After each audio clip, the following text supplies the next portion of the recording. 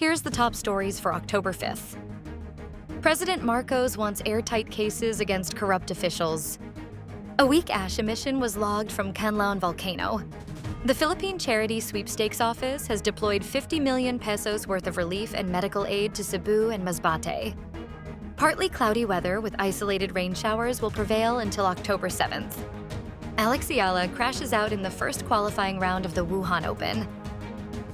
President Marcos said the government must ensure airtight cases against corrupt officials, warning that rushing weak evidence to court could do more harm than good.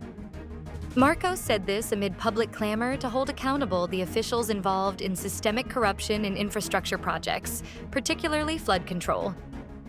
In an interview with the Manila Bulletin's The Sit Down, the president said it is not enough to simply accuse public officials of wrongdoing without building solid legal foundations to prove guilt. Marcos cautioned against filing cases prematurely, saying that losing in court because of weak or incomplete evidence could backfire. The president stressed that every action of the government must remain grounded in due process. A weak ash emission was observed from the summit crater of Kanlaon Volcano on Sunday morning, October 5th, the Philippine Institute of Volcanology and Seismology reported. According to PHIVOLCS, footage from the Kanlaon Volcano Observatory in Kanlaon City captured the event at 8:23 a.m. The agency said grayish plumes can be seen rising about 500 meters above the crater before drifting southwest. The emission was recorded through the observatory's IP camera, the PHIVOLCS said. It reminded the public that Alert Level 2 remains in effect over Kanlaon Volcano, meaning the volcano is still under a moderate level of unrest. Under this alert status, PHIVOLCS said there is a possibility of sudden steam-driven or phreatic eruptions. An entry into the 4-kilometer permanent danger zone is strictly prohibited due to the risk of explosive activity. The Philippine Charity Sweepstakes Office has deployed 50 million pesos worth of relief and medical assistance to Cebu and Masbate through its nationwide aid caravan, in partnership with the Metropolitan Manila Development Authority and the Light Rail Transit Authority. Departing on Sunday, October 5th, the caravan carries food packs, medicines, and essential supplies for families affected by recent calamities, bringing with it what the agency described as a strong message of compassion, unity, and government service in action. As of October 5th, PCSO and its partners have prepared and dispatched 18,220 Charitimba packs, 4,041 evacuation kits, 664 boxes of medicines, and 7,974 relief items from its authorized agent corporations, with the total value reaching 50 million pesos, excluding transportation costs. PCSO General Manager Melquiades Robles emphasized that the aid figures represent not just statistics, but the agency's solidarity with affected communities. The PCSO said the Cebu caravan, composed of 3 PCSO buses, 11 PTVs, and 5 MMDA dump trucks, will travel by land to assist families in earthquake-affected areas.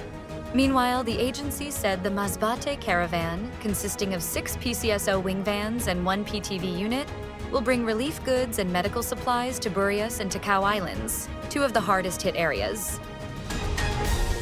Philippine Atmospheric, Geophysical, and Astronomical Services Administration weather specialist Obet Badrina said on Sunday, October 5th, that partly cloudy weather will continue to prevail across the country from Monday to Tuesday, October 6th to 7th, except for isolated rain showers or thunderstorms in the afternoon or evening. By Wednesday to Thursday, October 8th to 9th, cloudy skies with scattered rains and thunderstorms may affect Mindanao and Palawan due to the possible influence of the southwest monsoon or habagat. Pagasa advised the public to remain alert for possible flash floods and landslides, particularly during moderate to heavy rainfall or severe thunderstorms. Meanwhile, a tropical storm with the international name Ha Long, which is outside the Philippine area of responsibility, was spotted 2,190 kilometers east-northeast of extreme northern Luzon as of Sunday morning. It is moving westward at 10 kilometers per hour and may enter PAR in the coming days. It will be given the local name Kedan once it enters the country's area of responsibility.